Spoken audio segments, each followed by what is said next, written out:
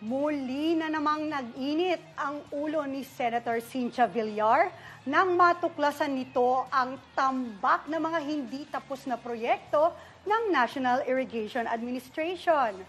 Para sa mga kwentong yan, makakasama natin si Raymond Tinaza. Hindi napigilan ni Senator Cynthia Villar ang kanyang galit at nag-walk out sa pagdinig ng 2024 proposed budget ng National Irrigation Administration o NIA. Nagkwento sa report ni NIA Administrator Eduardo Guillen kaugnay sa mga ginagawang irrigation projects ng NIA kung saan lumalabas na 5% hanggang 10% lamang ang natapos makalipas ang maraming taon. Ilan pa nga daw sa mga proyekto ay panahon pa ni Pangulong Aquino sinimulan at hanggang ngayon ay nakatiwangwang pa rin. Sinabi ni Villar, hindi dapat nagsimula ng maraming proyekto ang NIA kung hindi rin matapos sa takdang panahon.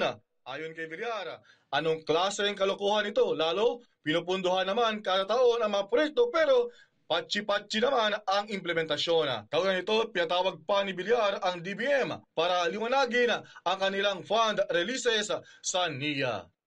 May DBM po. Nasaan ang DBM? Binababaan nila yung yung allocation. Kasi So magkano ba yung pinag-post? alam mo, kung ganyan ng mas maganda pa, mas less project, pero mas ginagawa. Kaysa kadami-dami yung project, puro 5%, 10%. Ano yan? Di walang impact yan sa tao. Ano bang kalukuhan yun? Meron tayong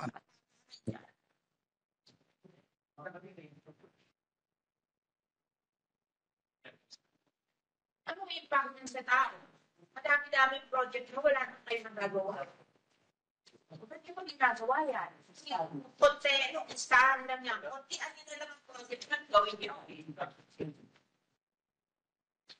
Ayun lang nakakita ng ganyan.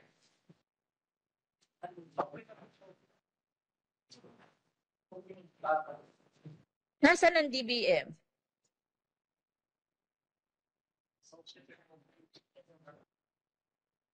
Tawagin mo yung DBM.